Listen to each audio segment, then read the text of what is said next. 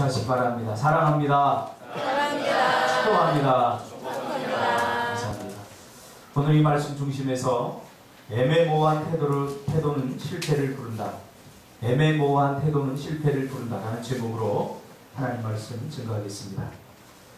여러분은 자신의 입장을 분명하고 명확하게 표현하지 못하고 애매모호한 태도를 취함으로써 피해를 보거나 또는 손해를 본 경험은 없습니까?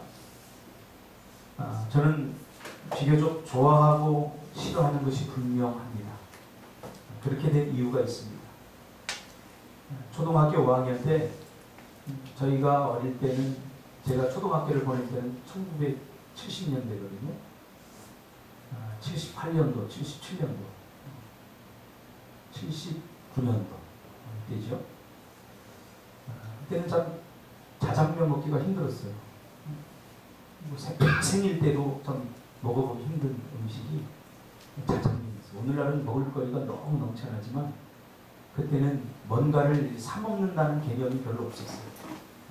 그때 자장면 그러면 1년에 한 번이나 두 번 먹을까 말까 하는 그러한 아주 중요한 기회가 와야 자장면을 먹을 수 있었습니다. 제가 어릴 적에 축구 대회를 하고 제가 골을 몇 골을 넣었어요. 근데 저희 이모부님께서 중국집 가자, 형서가 내려와라. 저희 이모부님 때문에 갔어요. 가서 같이 손잡고 자장면집으로 중국집으로 갔는데 어른들, 친척들 어른들 여러 명이 모여 있는데 제일 큰 어르신이 주문을 하는데 짬뽕 하더라고요. 짬뽕. 그러니까 줄줄이 전부 다 짬뽕 하는 거죠. 내 차례가 됐는데 이모부님께서 너도 짬뽕이지 그러는 거예요. 너도 짬뽕이지. 이럴 때 아니에요. 저는 자장면 이렇게 말했어야 되는데 예의 바른 학생이라 너도 짬뽕이지. 그럴 때 예 그러고 말했어요. 근데 짬뽕이 나왔어요. 근데 그 어린이가 먹기에 굉장히 매운 짬뽕이라서 절반도 먹지 못했어요. 그리고 짬뽕을 먹으면서 돈이 아까우니까 억지로 먹으면서 계속 머릿속에 자장면 시킬까 자장면 시킬까. 아까 내가 왜 너도 짬뽕이지 그럴 때 아니요 자장면 이 말을 하지 못했을까. 계속해서 후회하면서 짬뽕을 절반도 먹지 못하고 남기고 남은 기억이 있습니다. 나의 그 미온적인 태도 때문에 1년에 한 번 먹을까 말까 한 자장면 먹을 기회를 날려버린 거죠. 그때 깨달은 것이 있습니다. 사람은 자신의 입장을 분명하게 표현해야 된다. 자신의 입장을 분명하게 표현해야 된다. 때로는 사람들이 저에게 음식을 먹자고 합니다. 그러면 알아서 사줘. 그거는 제가 포기한다는 거예요. 내가 뭐 좋아하는지 다 알잖아요. 그런데 뭐 먹으러 갈래요? 그러면 내가 좋아하는 거 사줄 의향이 없구나. 그때 그냥 알아서 사줘 이렇게 얘기합니다. 저 냉면 좋아하잖아요. 아구찜 좋아하잖아요. 근데 애매한데 데리고 와서 뭐 드실래요? 그러면 알아서 사줘. 그것 외에는 별로 나에게 음식에 대한 의미가 없어요.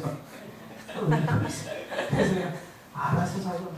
뭐 아무리 비싼 걸 뭐 스테이크 먹어도 그 맛이 그 맛이고 저는 오직 냉면과 아구찜 먹을 때 참 카타르시스를 느낍니다. 저는 옷을 사러 가도 사러 가서 그 앞에서 무엇을 살까 망설이잖아요. 고르는 법이 없어요. 그냥 가서 이거 하고 막. 저는 옷을 고르는데 한 30초도 안 걸려요. 집사람이 항상 저희가 하는 얘기가 참 빠르다 그래요. 왜 그런 줄 아세요? 저는 평소에 뭐 입고 싶다 그러면 입고 싶은 먼저 떠올려요. 가서 고르는 법이 없어요. 평소에 입고 싶은 거 가서 입네? 그러면서 사면 되는 거 아니에요? 그 집사람은 많이 고르는 거죠. 뭐 그거 이해 못하는 건 아닌데 취향에 따라 다 다르기 때문에. 저는 아이 쇼핑보다는 가서 그것을 사는 즐거움이 더 큽니다. 애매모호한 태도는 악이다. 악보다 더 악하다라는 말이 있습니다. 사람은 자신의 입장을 분명하게 취함으로써 더 선명하고 명확한 삶을 살 수 있게 되는 것입니다. 저는 친구 따라 강남 간다, 그 말 별로 좋아하지 않습니다. 강남에 갈 일이 있으면 친구의 의사와 상관없이 가야 됩니다. 내가 강남에 가야 할 일이 생기면 친구들의 의사가 중요한 게 아니라 분명히 가야 됩니다. 그러나 갈 이유가 없으면 굳이 시간 낭비하고 강남까지 갈 필요는 없습니다. 대학에 들어가서 공부를 해야 될까 말아야 될까, 학교에 가서 공부를 해야 될까 말아야 될까, 이런 사람들은 참 문제가 심각한 사람들입니다. 그런 사람들의 미래는 뻔합니다. 매사가 그렇게 애매모호한 일들 때문에 갈등할 것입니다. 목욕탕에 가서 때를 밀어야 되나 말아야 되나 갈등하는 사람 한 사람도 없습니다. 목욕탕에 가면 때를 미는 것 맞습니다. 수영장에 가서 수영을 해야 되나 말아야 되나, 떡볶이집 앞에 가서 떡볶이를 먹어야 되나 말아야 되나, 뭔가 애매모호한 결정이 갈등을 일으키게 되는 것입니다. 오늘 본문은 애매모호함에 대한 이야기입니다. 사도 요한이 복음을 전하다가 잡히게 됩니다. 그래서 patmos섬에 유배되어서 하나님께서 주신 계시와 환상과 예언적 통찰력을 통해서 당시에 소아시아에 있던 7교회의 영적 상태를 진단했는데, 그것이 바로 2장과 계시록 2장과 3장의 기록입니다.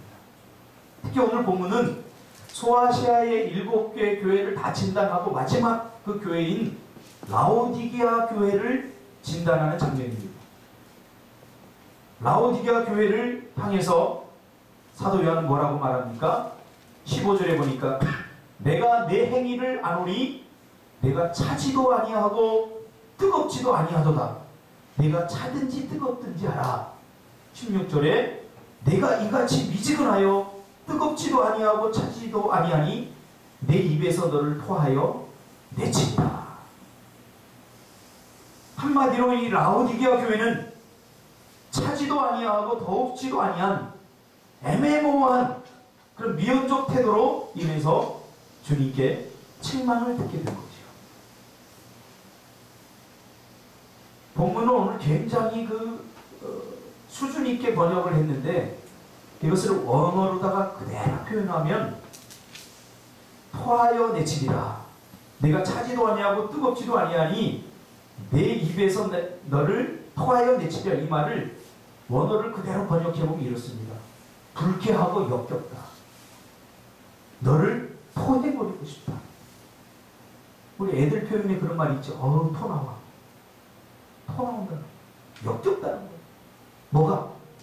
라오디게아 교회 성도들의 뜨겁지도 않고 차지도 않은 그 미온적인 그런 태도를, 애매모호한 태도를 주님이 봤을 때 토하여 내치고 싶다는 거예요.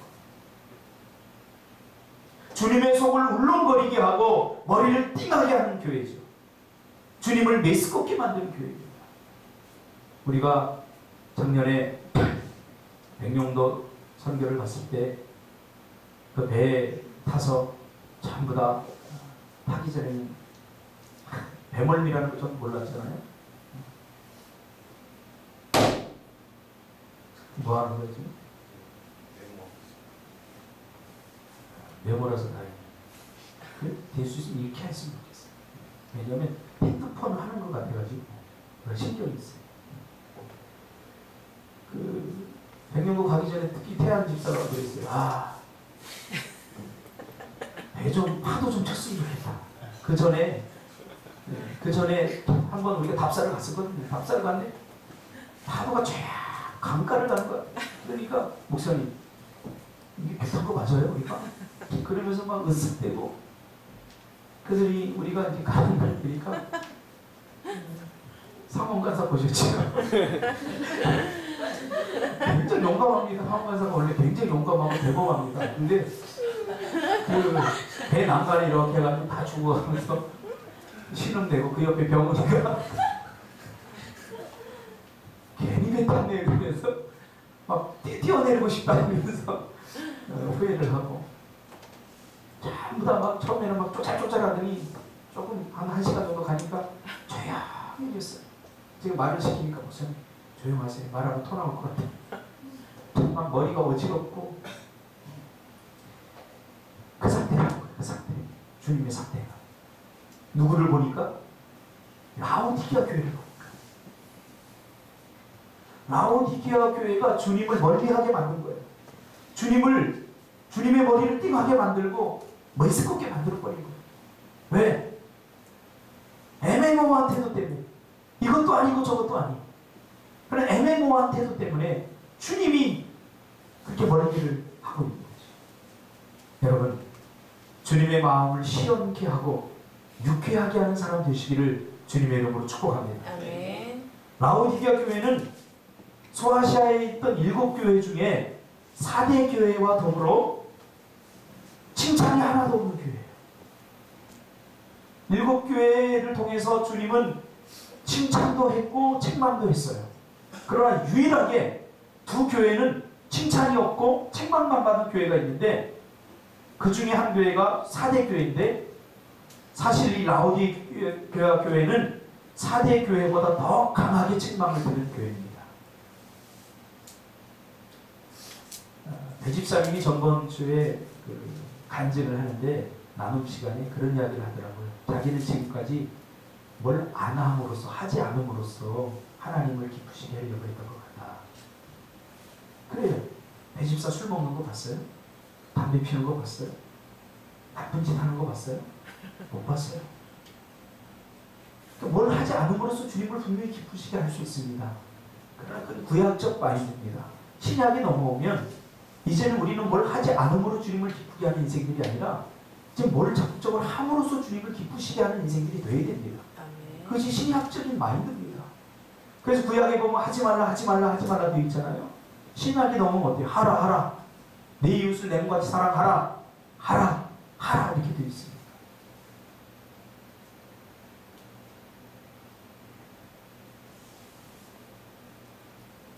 그런 의미에서 우리 자신들 우리가 생각해 볼 때에 이 라오디게아 교회는 그동안 구약적 마인드 속에서 주님이 기뻐하는 일을, 기뻐하지 않는 일을 하지 않음으로써 기쁘게 했던 그런 교회입니다. 특별히 문제가 있던 교회가 아니에요. 특별히 어떤 어려움을 일으킬 만한 사람도 있었던 교회가 아니에요. 그러나 아마 사람들이 보기에는 라오디게아 교회만 같아라. 참 평안한 교회, 문제가 없는 교회. 근데 주님은 그런 교회를 강하게 책망하고 있어요. 왜? 이것도 아니고 저것도 아니기 때문에 그렇죠. 적당한 선에 머물러 있던 교회가 바로 라오디게아 교회입니다. 우리의 모든 일은 주님으로부터 평가되고 있다는 것을 인식하고 살아가는 것이 코람데오 정신입니다. 하나님 앞에서 나의 삶은 어떻게 취급되고 평가되어질까? 나는 그저 적당한 수준에 머물러 있어서 잘하는 것도 아니고 그렇다고 못하는 것도 아닌 그 상태를 여러분 만족하고 있다면 오히려 그것은 안 하는 것보다도 나쁘다라고 주님은 평가하고 있는 거죠.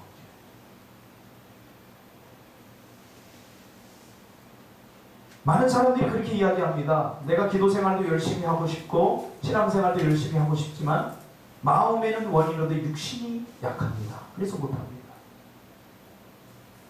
마음에는 원인으로 육신이 약해서 포기하는 사람, 하고 싶으나 용기가 없어서 포기한 사람으로 남지 않기를 주님의 이름으로 축복합니다. 아멘.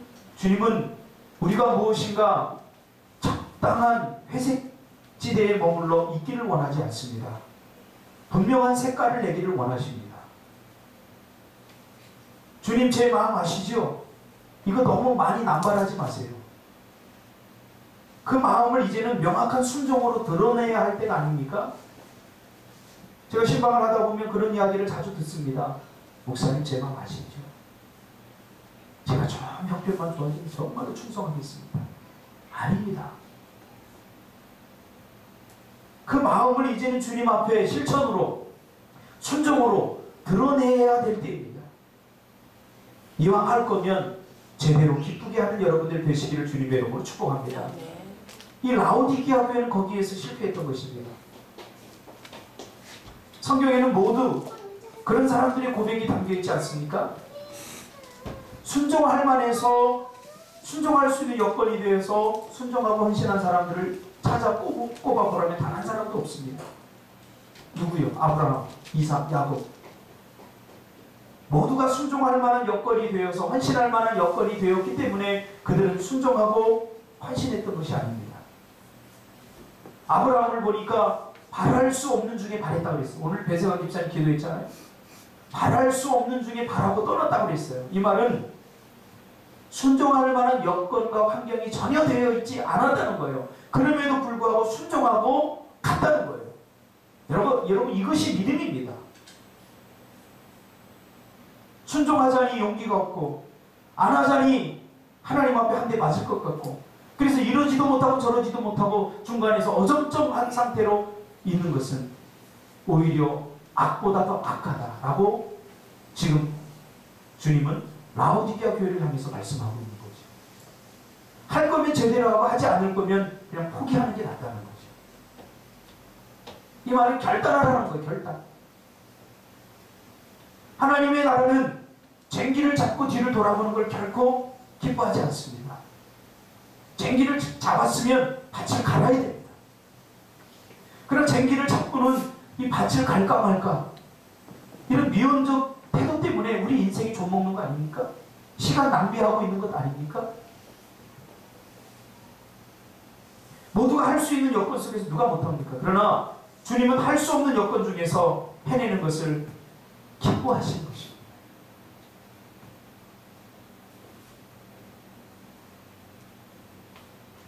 그러나 오늘 본문에 나오는 이 라오디게아 교회는 할 수 있음에도 분명하게 뜻을 정하고 결단하지 못하고 신앙의 애매모호한 태도를 취함으로써 주님께 책망을 받게 된 것이죠. 이번에도 제가 선교대 이렇게 가면서 여러 교회들 이렇게 에베소서 돌아보고 돌아봤습니다. 이 라오디게아 교회는 빌라델비아 교회가 있던 빌라델비아 동남쪽 72km 그리고 에베소서에서 동쪽으로 약 160km 지점인 리쿠스라고 하는 큰 계곡이 있는데 그 계곡을 중심으로 위치한 농사와 또 목축으로 비옥하고 윤택한 삶을 살았던 고장입니다. 특히 검은 양털이 많아서 검은 양털이 많이 생산되는 곳이에요. 그러니까 옷들이 굉장히 화려하겠죠. 오늘날 말하면 모피코트 같은 거, 양털 코트 같은 게 유명했던 그런 도시입니다. 또 교통의 요충지고 또 금융의 도시입니다. 은행들이 많았던 도시고 또 하나 의학술 특히 안약이 발달되어서 전 세계로부터 이런 것들을 사러 많은 사람들이 왔던 아주 풍요로운 그런 고장이었습니다. 그래서 그곳의 교회가 브리스가가 교회를 세웠는데 그 재정적으로도 풍부하고 뭐 특별히 문제가 없었던 그런 편안하고 안락한 교회였습니다. 오늘날 많은 그리스도인들이 찾는 교회죠. 부담 없는 교회, 편안한 교회를 찾지 않습니까?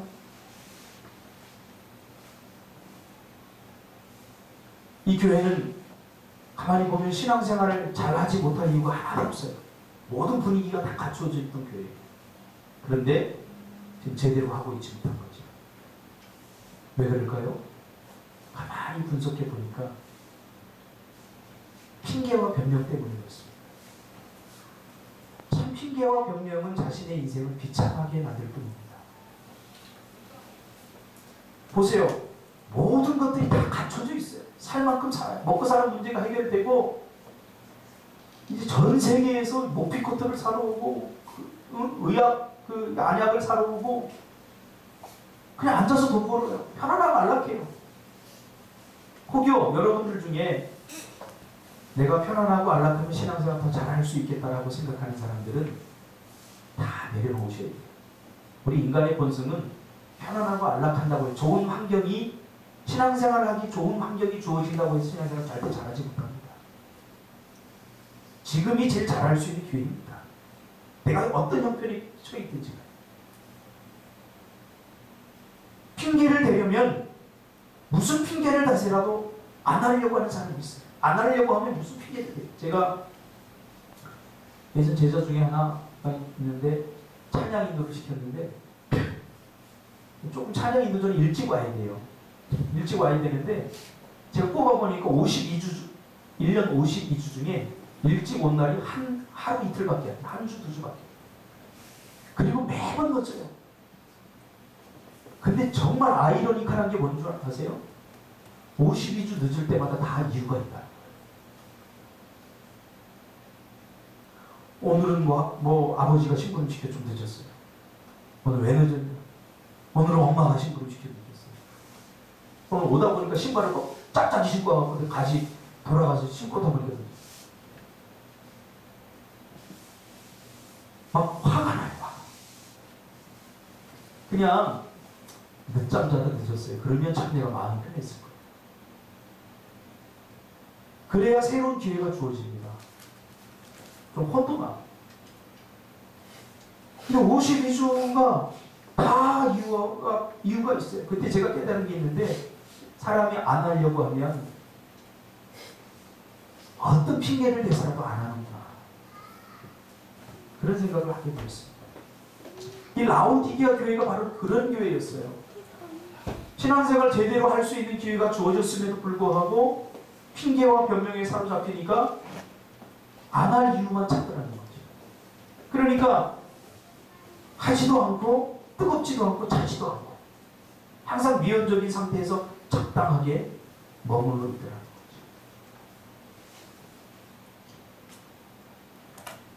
거죠. 차지도 더욱지도 않다라는 말은 라오디게아 이 지방이 물사정을 염두에 두고 한 말입니다.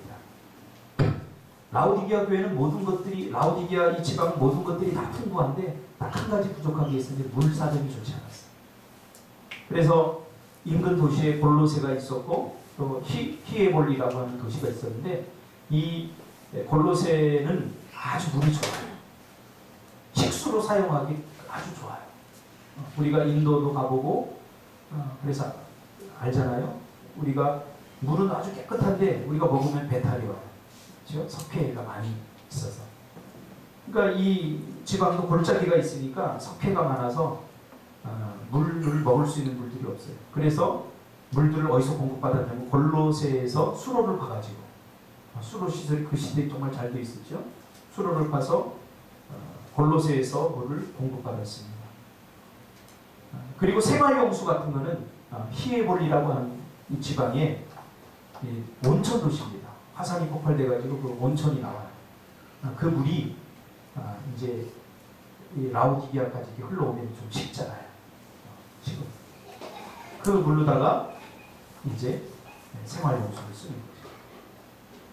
그러니까 사도 요한은 이 라오디게아 교인들이 너무나 잘하는 그 환경을 가지고 이야기를 하는 거예요. 야, 너희들 찬 골로새에서 나오는 물, 그 식수를 사용할 수 있고 히에볼리에서 나오는 뜨거운 물, 그 온천도 할 수 있고 생활용수를 쓸 수 있는데 미지근한 물은 도대체 어디에 쓰느냐? 아무 쓸모도 없지 않느냐? 그렇게 이야기를 하고 있는 거죠. 미지근한 사람은 영적으로 아무 영향력도 미치지 못하게 되는 거죠. 인간이 가장 싫어하는 게 뭔지 아세요? 인간이 가장 싫어하는 것이 있는데 그게 뭐냐면 애매모호함이라고 합니다. 모호함. 여러분들도 미래가 어떻게 될지 모르잖아요. 애매모호하잖아요. 잘 될 것도 같고 못 될 것도 같고. 이 애매모호함이 가져오는 게 뭐냐면 두려움이라고 합니다. 심리학자들이 인간이 가장 싫어하는 단어가 있는데 그게 뭐 모호함이다. 반대로 가장 좋아하는 말은 확실합니다. 여러분의 미래가 확실히 주어졌다면 두려워할 것이 없어요. 이 모호함 때문에 뭐가 생겨요? 두려움이 생기고 불안이 생겨요. 대학 갈 수 있을까 없을까? 모호함 때문에 불안이 생기고 두려움이 생겨요. 연애를 할 때도 나는 저 남자가 좋은데 저 남자는 나를 좋아할까? 우리 결혼할 수 있을까? 두려움이 생겨요. 모호함. 근데 아이러니컬하게도 우리 인간은 모호함을 가장 싫어하면서도 우리의 삶 속에서는 가장 모호한 태도를 제일 많이 취합니다. 아이러니컬하지 않습니까? 우리 신앙생활도 마찬가지예요. 영적 우유부단함. 제가 청소년 사역을 하고 청년 사역을 이렇게 하면서 느낀 게 있어요. 집사님들하고 이야기해보면 우리 아이가 정말 신앙생활 좀 잘했으면 좋겠어요. 그렇게 다 이야기합니다. 근데 정말 그 아이가 신앙생활 정말 잘하잖아요. 그러면 싫어합니다. 또. 제가 깨달은 것이 있어요. 뭐냐면 부모님들은 자기 아이들이 자기 말 잘 듣는 걸 좋아하지 신앙생활 잘하는 걸 절대 좋아하지 않아요. 자기의 수준에서 신앙생활 잘하기를 원하는 거지. 아이들이 뭐 철야기도 가고 막 신앙에 불이 붙어가고 믿음에 불이 붙어서 막 예배 생활 잘하고 교회에 와서 찬양하고 이런 것을 시간 낭비라고 생각합니다. 그러니까 자기가 말 잘 듣는 수준에서 신앙생활 잘하기를 원하더라고요. 올라와서는 뭐 저도 그랬어요. 저희 어머니가 저한테 제가 교회 안 다니고 막 그럴 때는 막 혼내고 막 교회 가라고 그러더니 제가 교회 가가지고 정말 열심히 신앙생활 하니까 그 다음에 고3쯤 되니까 야, 이제 주일날만 교회 가고 다른 날은 가지 마. 모순 아닙니까? 우리에게는 그런 걸 조절할 능력이 없어요. 그냥 주님이 좋으면 좋은 거죠. 그럼 미온적인 태도.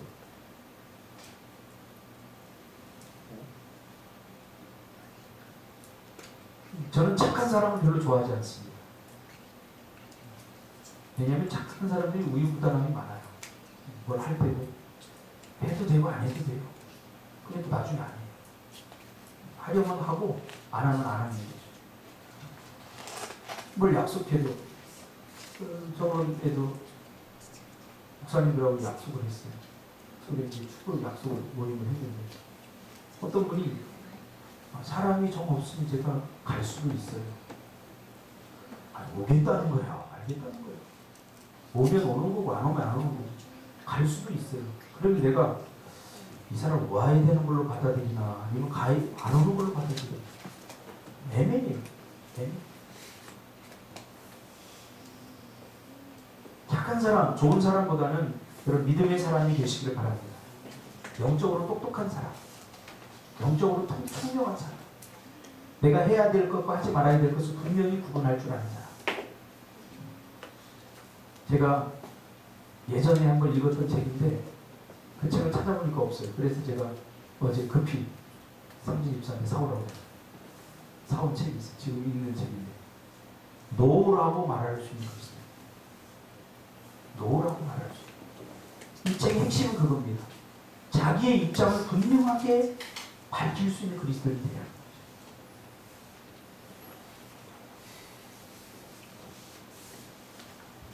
그러므로 하나님 앞에서 뜻을 정하고 우리가 결단해야 되는 거죠. 라오디게아 교회는 여기서 실패했습니다. 자녀들에게도 교회 안 나가는 것보다 나가는 것이 낫다. 이런 생각을 가지고 있으면 안 됩니다. 제대로 신앙생활, 이왕 교회에 나오면 제대로 신앙생활 하게 만들어야 됩니다. 뭘 하기로 했으면 참석하는 것에 절대로 만족해서는 안 됩니다. 제가 화내는 거 있어요. 어디를 가자. 그래서 갔는데 정작 그 일을 즐기지 않는 거. 등산을 가자. 그래서 등산을 올라가서 등산을 해야 돼요. 조개를 캐러 가자. 그럼 조개를 캐야 돼요. 조개를 캐러 가서 뭐 추우니 뭐 내가 이럴 줄 알았더니 그런 사람들은 영원히 인생에 아웃사이드로 살아요. 차라리 그랬으면 안 오는 게 낫죠. 더 유익한 일을 하는 거죠. 좋죠. 우리의 삶에서 애매모호함을 없애야 됩니다. 할 것인가 하지 말 것인가. 이거 정하지 않으면 모든 것이 흐지부지해집니다. 평균이 1년 중에 가장 많은 때가 사계절 중에 어느 때죠? 예? 평균이 가장 많이 번식할 때가 언제예요? 여름이잖아요. 평균이 가장 왜 많이 번식하는지 아세요? 미지근하기 때문에. 겨울엔 차기 때문에 병균이 잘 존재하지 않아요. 여름엔 뜨겁기 때문에, 여름에는 그 태양 때문에 미지근해지고. 그래서 지금 모기 때문에 제주도 가서도 봤잖아요. 우리 예담이가 절대로 이제 안 간대요, 제주도. 왜 그러니까? 모기 때문에. 모기야, 너는 왜 나만을 괴롭혀? 그러더라고요. 예. 미지근하니까 병균이 가장 많이 서식을 한다는 거죠. 우리의 애매모호한 태도에 사단은 가장 많이 역사를 합니다. 다니엘이 왜 뜻을 정했겠습니까? 애매모호한 태도에서 벗어나려고 뜻을 정했던 거예요. 여호수아가 오늘날 너희가 하나님이 여호와면 그를 섬기고 바알이 여호와면 그를 섬기라.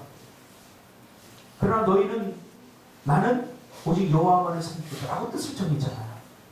그러니까 명확한 삶을 살 수 있는 거예요. 정확한 길을 걸어갈 수 있는 거예요. 내가 걸어가는 길이 이 길인가 아닌가 아직도 긴가민가 한 것은 아직도 내 인생과 내 삶의 판단력이 애매모호하기 때문에 그렇습니다. 우리가 자주 쓰는 말 중에 해석이 잘 안 되는 말이 있어요. 줘도 되고 안 줘도 돼요. 해석해보세요. 준석 씨도 해석에 뛰어난 요즘 토익을 준비하고 있죠. 줘도 되고 안 줘도 돼요. 이거 주란 말입니까? 안 주란 말입니까?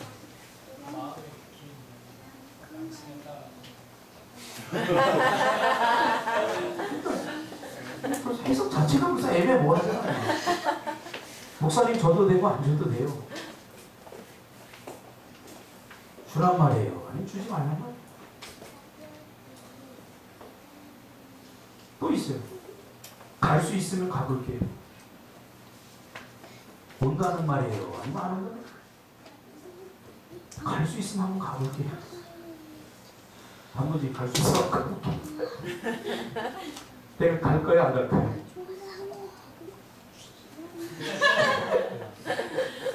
애매하잖아요.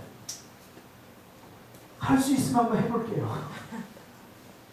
할 수 있다는 말이에요. 음식점에 가서 아무거나 먹어요. 저는 전문점이 참 좋아요. 음식점 전문점. 맛이 있든 어떤 왜 찾아갈 수 있습니까? 냉면 전문점. 냉면 전문점 가서 먹는 거예요. 근데 냉면 전문점 갔더니 짬뽕도 하고 짜장면도 하고 그러면 거기서 벌써 마음이 저는 딱 다르죠. 특징이 없는 음식은 그냥 한 끼 정도 먹을 수 있지만 즐겨 찾지는 않죠. 하나님도 마찬가지입니다.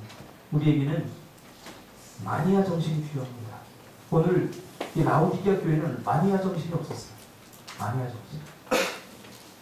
그걸 옛말로 표현하면 쟁이. 예수쟁이. 쟁이 정신이 없었어요. 쟁이 정신. 신앙은 자신의 입장을 분명히 취해야 합니다. 할 수 있으면 해볼게요가 아니라 하겠다, 못하겠다. 분명히 자신의 입장을 밝히는 게 중요합니다. 시간 나는 대로 해볼게요. 시간이 언제 나는지 어떻게 알아요? 언제까지 하겠다. 마감 기한을 정해놓고 하는 것이 중요하죠. 제가 요즘 읽는 책 중에 CEO에 관한 책들을 많이 읽어요. 각계각층의 CEO들의 성공담이라든가 또 실패담에 대한 이야기를 써는 책을 요즘 읽고 있는데 그 사람들이 각계각층의 한국뿐만 아니라 전 세계적으로 성공한 그 CEO들이 한결같이 자신의 삶에서 뭘 해야 될 것 첫 번째를 무엇으로 꼽았냐면 애매모호한 태도로 꼽았습니다. 어떤 사업이 결정되면 이것을 해야 되는지 말아야 되는지 결정해놓고 고민하면 안 된다는 거예요. 늦는다는 거예요. 결정이 했으면 뒤를 돌아보지 말고 나가야 된다는 거죠. 애매모호한 태도를 가지고 있을 때 프로젝트가 다 실패했다는 거예요. 그러나 안 될 것 같아도 분명한 태도를 취하고 하려고 하는 것도 분명히 됐다는 거죠. 애매모호한 결정이, 애매모호한 태도가 실패를 불러옵니다. 여러분이 신앙의 태도를, 여러분이 인생의 태도를 분명히 하시기를 주님의 이름으로 축복합니다. 신앙생활도 할 거면 분명하게 하셔야, 제대로 해야 제대로 된 은혜를 누릴 수 있고 제대로 된 복을 받을 수 있습니다. 애매하게 중간에 서 있으면 이것도 안 되고 저것도 안 됩니다. 분명한 태도를 취할 때 여호수아처럼 오늘 여호와가 하나님이면 나는 그 여호와를 섬기겠다. 분명한 태도를 취할 때 여호수아가 가나안 땅에 제일 먼저 입성할 수 있었습니다. 오늘 여러분들도 신앙의 인생의 분명한 태도를 취하시길 바랍니다. 애매모호하고 남자 사귈 때도 마찬가지고 좋으면 좋다라고 말하세요. 내가 좋다라고 말하면 저 남자가 나를 싫어할까봐 또 나를 위에서 볼까봐 그러지 말고 좋으면 좋다고 하세요. 거기서부터 시작해야 되는 거예요. 애매모호 좋은 것도 아니고 저 여자가 나를 싫어할 것 같아서 내가 다른 여자를 사귀려고 할 때 우리 한번 만나서 차 한잔 할까? 또 만나면 좋아하는 거지. 그러다 여론 놓쳤습니다. 분명한 태도를 취하시길 바랍니다.